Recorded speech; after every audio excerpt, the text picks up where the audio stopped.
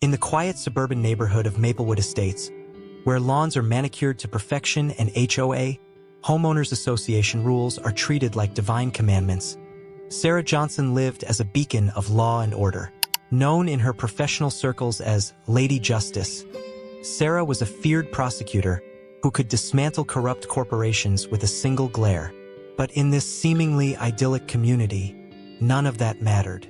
Here, Nancy Smith reigned supreme, the self-appointed queen of the HOA, wielding her clipboard and passive-aggressive emails like weapons of mass destruction. It all started with a blade of grass. Well, technically, several blades of grass. Sarah's lawn had grown approximately 0.75 inches taller than the HOA's arbitrary height limit of 2 inches. To Nancy, this was nothing short of treason. She sent Sarah a fine for $47, citing gross negligence in lawn maintenance. Sarah, busy prosecuting actual criminals, dismissed it as nonsense and tossed the letter into her recycling bin. Little did she know, this act of defiance would ignite a war. Nancy wasn't just your average HOA president. She was a tyrant in khakis. Her life's mission was to enforce rules so ridiculous they bordered on satire. No pink flamingo lawn ornaments, too tacky. No basketball hoops, too juvenile. And definitely no grass taller than 2 inches, too rebellious. To Nancy, Sarah's refusal to pay the $47 fine wasn't just an oversight. It was an affront to her authority, a direct challenge to her suburban empire. Determined to make an example out of Sarah, Nancy assembled her loyal HOA enforcers, a ragtag group of middle-aged busybodies armed with tasers and an inflated sense of self-importance. Their plan? Confront Sarah at her home and force her to pay the fine. Or else. It was a sunny Saturday morning when the showdown began. Sarah had just poured herself a cup of coffee and was settling into her favorite armchair with a legal brief when she heard the unmistakable sound of chaos brewing outside. She peeked through her window and saw them. Nancy and her HOA minions marching up her driveway like suburban stormtroopers. One held a clipboard, another carried what looked suspiciously like a taser, and Nancy herself wore a smug grin that could curdle milk. Sarah opened the door cautiously, coffee mug still in hand. "Can I help you?" she asked, raising an eyebrow. Nancy didn't waste any time. "Ms. Johnson," she began in her most condescending tone, "you failed to pay your $47 fine for violating HOA regulations regarding lawn height. As per Section 12B of the Maplewood Estates Code of Conduct, we are here to collect payment immediately." Sarah stared at them for a moment, then took a sip of her coffee. "You're joking," she said flatly. Nancy's grin faltered. "This is no joke," she snapped. "Failure to comply will result in further action." "Further action?" Sarah repeated incredulously. "What are you going to do? Arrest me for tall grass?" Nancy's eyes narrowed. "We have authority granted by the HOA charter," she declared, as if reciting scripture. Sarah couldn't help but laugh. "Nancy," she said, shaking her head, "I prosecute criminals for a living, real criminals, embezzlers, fraudsters, people who actually break the law. And you're standing here on my porch threatening me over $47? Do you hear yourself?" Nancy's face turned red with indignation. She motioned to one of her minions, a man named Bob who had clearly watched too many cop shows, and he stepped forward with the taser in hand. "This is your last chance," Nancy warned. "Pay the fine or face consequences." Sarah blinked at the taser, then at Bob, then back at Nancy. "Are you seriously threatening me with a taser? Over grass?" Bob hesitated for a moment but ultimately followed Nancy's orders because he feared losing his spot on the HOA board, a position that came with free coffee at meetings and occasional potluck dinners. Before Sarah could protest further, Bob fired the taser, and chaos erupted. The taser hit Sarah squarely in the shoulder, sending her coffee mug flying and causing her to collapse onto her porch in shock, both literal and figurative. The neighbors began gathering on their lawns like spectators at a gladiator match, whispering amongst themselves about what they were witnessing. "Oh my God!" shouted one neighbor from across the street. "Did they just taste Lady Justice?" Another neighbor pulled out their phone to record the incident, while muttering something about uploading it to YouTube under the title, HOA gone wild. Meanwhile, Nancy stood triumphantly over Sarah's twitching form as if she had just conquered Mount Everest. "Let this be a lesson," she declared loudly for all to hear. "No one is above HOA rules. Not even prosecutors." But what Nancy didn't realize was that she had just made the biggest mistake of her life. As Sarah lay there recovering from the shock, both electrical and emotional, she began plotting her revenge. Not just against Nancy, but against everything the HOA stood for. Tyranny disguised as community service. She wasn't just going to pay that $47 fine. She was going to dismantle Nancy's suburban dictatorship piece by piece. Nancy Smith, self-proclaimed ruler of Maplewood Estates, was riding high after her victory over Sarah Johnson. In her mind, she had cemented her legacy as the ultimate enforcer of HOA rules.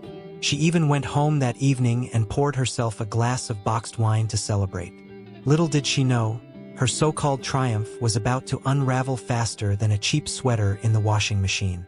Meanwhile, Sarah Johnson, still nursing her taser-induced shoulder pain, sat in her living room with an ice pack and a notepad. She wasn't just angry, she was furious.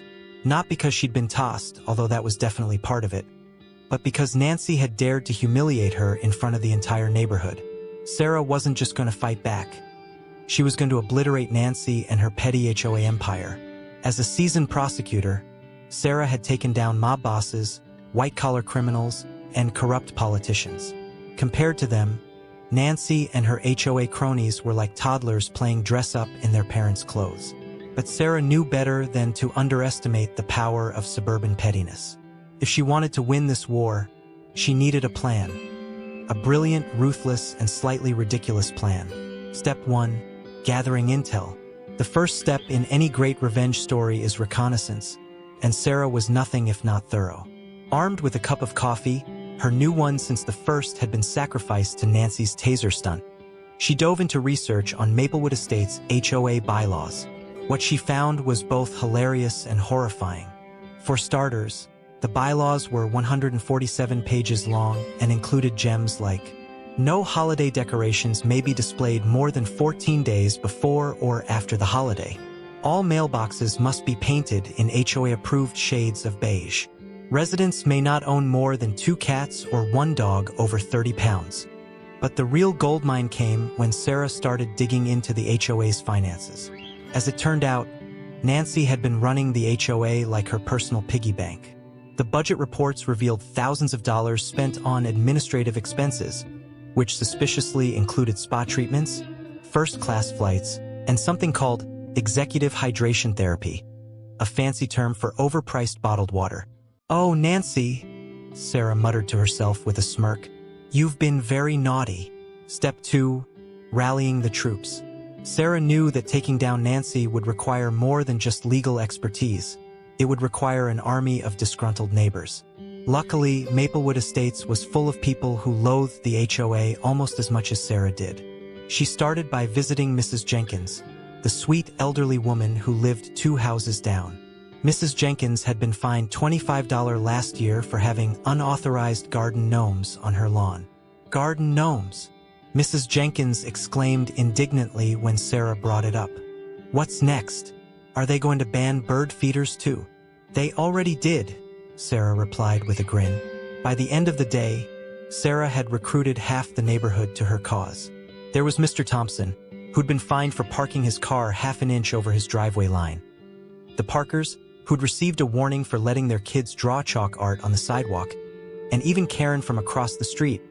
Yes, an actual Karen, who'd been banned from hosting book club meetings because they were deemed too disruptive. Together, they formed what Sarah jokingly referred to as the anti-HOA resistance. Their mission? To expose Nancy's corruption and dismantle the HOA once and for all. Step 3. The public spectacle. Sarah knew that if she wanted to take down Nancy, she needed to hit her where it hurt, her ego. And what better way to do that than by turning the entire neighborhood against her? Using her legal skills and a flair for drama, Sarah organized a community meeting under the guise of discussing important HOA updates.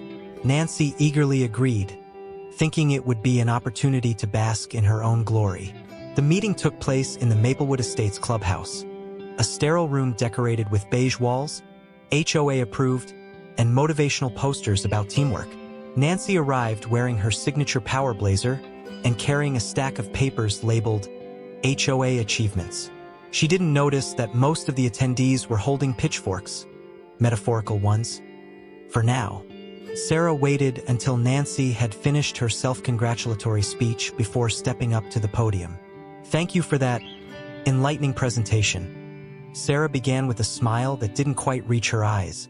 "But I think there are some other achievements we should discuss." With that, she launched into a PowerPoint presentation titled "The Truth About Maplewood Estates HOA: Corruption, Greed, and Beige Tyranny." Slide after slide revealed damning evidence of Nancy's misdeeds. Embezzlement, misuse of funds, and even an email exchange where Nancy referred to residents as peasants. The crowd gasped audibly when Sarah showed a pie chart illustrating how only 10% of HOA fees went toward actual community improvements, while 90% funded Nancy's lavish lifestyle. Nancy tried to interrupt several times but was drowned out by boos from the audience. "This is outrageous," she finally shouted. "You have no proof." "Oh, really?"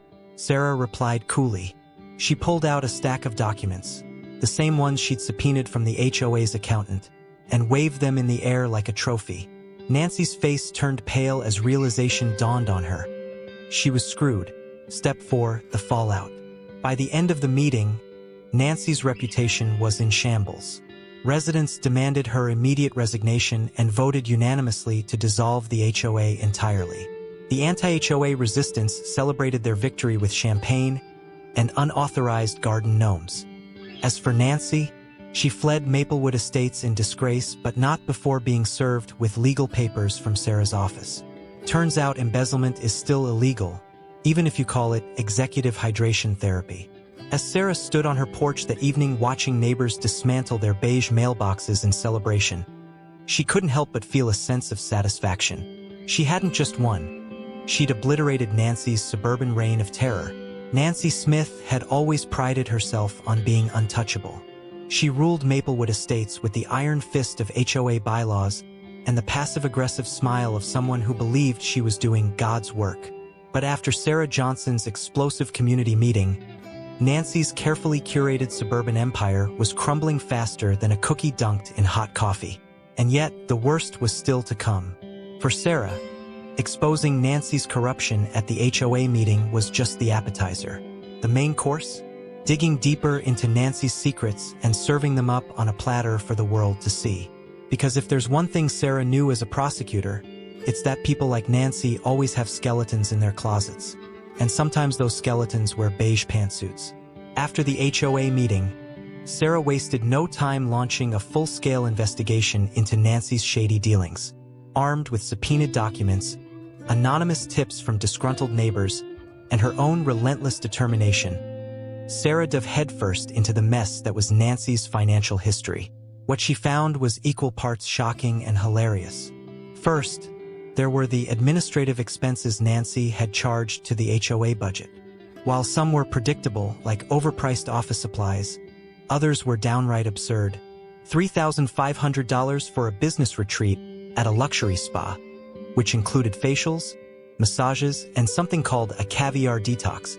$1,200 for executive wardrobe upgrades, which turned out to be designer blazers and shoes. $800 for community engagement, which was actually spent on a wine subscription box. Then there were the personal purchases disguised as HOA expenses. A Peloton bike listed as exercise equipment for HOA staff. A set of diamond earrings labeled as office supplies. And perhaps most hilariously, a subscription to an online dating service under the category of networking tools. "Oh, Nancy," Sarah muttered to herself as she flipped through the receipts. "You really thought no one would notice? But that wasn't even the worst of it." As Sarah dug deeper, she uncovered something far more sinister. Nancy had been running a secret real estate scheme right under everyone's noses. Here's how it worked. Nancy would target elderly residents or families struggling financially. She'd hit them with endless fines for minor infractions. like having weeds in their garden or leaving trash bins out too long. When they couldn't pay the fines, she'd threaten foreclosure and offer to buy their homes at ridiculously low prices through a shell company she owned. Once she acquired the properties, she'd flip them for huge profits. It was diabolical and completely illegal. Sarah couldn't believe her eyes as she pieced together the evidence.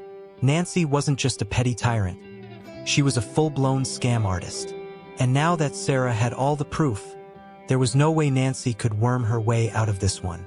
Just when Sarah thought she'd uncovered everything, an anonymous tip landed in her inbox. The subject line read, "Nancy's biggest secret, you'll want to see this." Intrigued and slightly suspicious, Sarah opened the email. Attached was a scanned copy of what appeared to be an old arrest record, with Nancy Smith's name on it. According to the document, Nancy had been arrested years ago for shoplifting at a department store. The stolen items? A pair of beige socks and a bottle of perfume called Suburban Bliss. Sarah burst out laughing. Of course Nancy would steal something beige, it was practically her brand. But as funny as it was, this little tidbit added another layer to Nancy's character. She wasn't just corrupt. She was also a hypocrite who preached about following rules while breaking them herself. With all this evidence in hand, Sarah knew it was time to go public. She contacted her friend Jenna, an investigative journalist who specialized in exposing local scandals.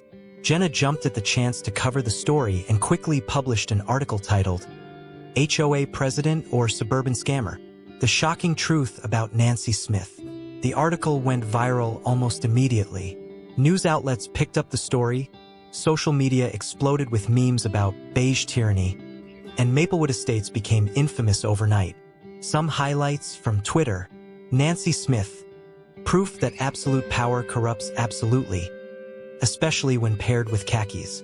Imagine getting tossed over $47 only to find out your HOA president spent $800 on wine subscriptions. Nancy tried to defend herself in interviews but only made things worse. At one point, she claimed that the Peloton bike was necessary for community wellness initiatives, which prompted someone to Photoshop her riding it while holding a clipboard labeled "Fines." As the scandal spiraled out of control, Nancy faced consequences on every front. Legal trouble. Thanks to Sarah's meticulous investigation, Nancy was charged with embezzlement, fraud, and several counts of elder abuse related to her real estate scheme. Social humiliation. Neighbors who once feared her now openly mocked her. Someone even put up a sign on her lawn that read, "Grass height approved by prison regulations." Financial ruin. With lawsuits piling up and no access to HOA funds, Nancy had to sell her beloved beige wardrobe just to pay legal fees. Meanwhile, Maplewood Estates celebrated its newfound freedom from HOA tyranny. Residents threw block parties with pink flamingo lawn ornaments and chalk art competitions, activities that had once been banned under Nancy's rule. For Sarah Johnson, this wasn't just about revenge. It was about justice. She hadn't just taken down an oppressive HOA president. She'd exposed corruption and restored dignity to her neighborhood.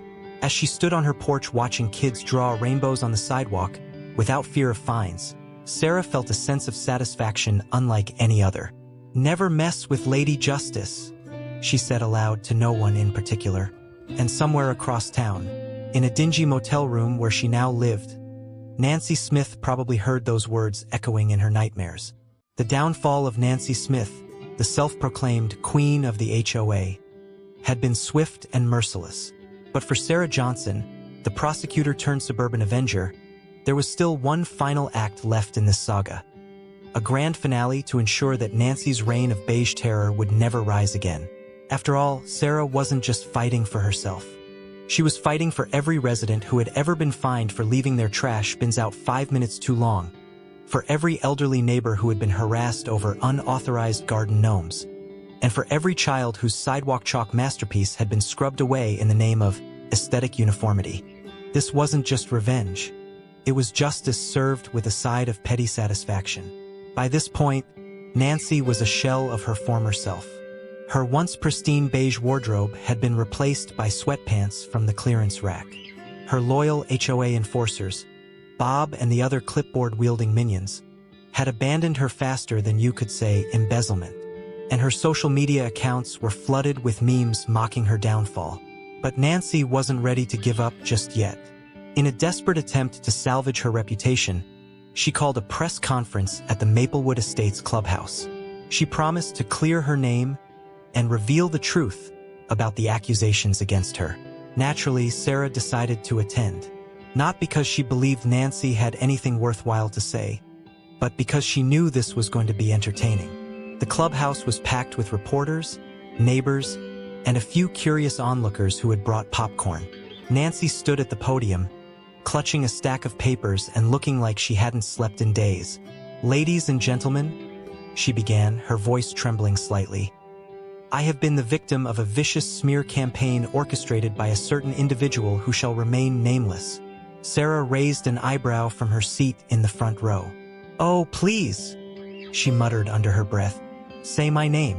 I dare you." Nancy continued, "These accusations are baseless and unfounded. Everything I did as HOA president was for the betterment of this community." At that moment, someone in the audience shouted, "What about the Peloton bike? Was that for the community too?" The crowd erupted into laughter. Nancy's face turned red as she tried to regain control. "That was a misunderstanding," she stammered. But it was too late, the audience wasn't buying it. And then Sarah stood up. "Excuse me," Sarah said loudly as she walked toward the podium. The room fell silent as everyone turned to watch. "I think we've all heard enough of Nancy's excuses. How about we hear some facts instead?" Nancy froze like a deer in headlights as Sarah pulled out a USB drive and handed it to one of the reporters. "This contains everything you need to know about Nancy's so-called betterment of our community," Sarah announced. "Emails detailing her real estate scam, receipts for her personal shopping sprees disguised as HOA expenses, and even proof that she used HOA funds to pay for a subscription to Wine of the Month Club." The crowd gasped audibly as reporters scrambled to access the files on their laptops. Within seconds, photos of Nancy's incriminating receipts were projected onto a screen behind her. $1,200 on designer shoes labeled as office supplies, $3,500 for a spa retreat listed as team building, and, perhaps most damningly, a $47 charge for lawn care services that had never actually been performed. "That's right," Sarah said with a smirk. "She fined me $47 for tall grass while using HOA money to pay someone else to mow her lawn." The room erupted into chaos as neighbors shouted accusations at Nancy. "You stole from us. You ruined this neighborhood. And beige isn't even a good color." Nancy tried to defend herself, but it was no use. The evidence was overwhelming, and her credibility was in tatters. In the days following the press conference, Nancy officially resigned as HOA president. Not that she had much choice. She was charged with multiple counts of embezzlement and fraud and faced lawsuits from several residents whose homes she had tried to steal through her real estate scheme. As for Maplewood Estates, the HOA was dissolved entirely after residents voted unanimously to disband it. For the first time in years, people felt free to decorate their lawns however they pleased, free to park their cars without fear of fines, and free from Nancy's oppressive rule. Sarah became something of a local hero. Neighbors stopped by her house with baked goods and thank you cards. Someone even made t-shirts that said "Lady Justice Lives Here," with an image of Sarah holding a gavel in one hand and a flamingo lawn ornament in the other. But Sarah wasn't interested in fame or recognition. For her, the real victory was seeing Maplewood Estates transformed into a community where people could live without fear of being tossed over $47 fines. Months later, as Sarah sat on her porch sipping coffee, this time uninterrupted by taser-wielding HOA enforcers, she received an email from Jenna, the journalist who had covered Nancy's scandal. "Thought you'd enjoy this," Jenna wrote, attaching a link. Sarah clicked on it and burst out laughing. It was an article titled, "Former HOA President Now Selling Beige-Themed Crafts on Etsy." The accompanying photo showed Nancy looking miserable behind a table full of beige candles and throw pillows at a flea market. "Perfect," Sarah said with a grin. And there you have it. The epic tale of how one fearless prosecutor took down an entire HOA empire with nothing but determination and receipts. If you enjoyed watching Nancy's beige tyranny crumble into dust, and let's be honest, who wouldn't? Don't forget to like this video, share this story with your friends, and subscribe to our channel for more hilarious revenge stories that prove justice can be petty and satisfying.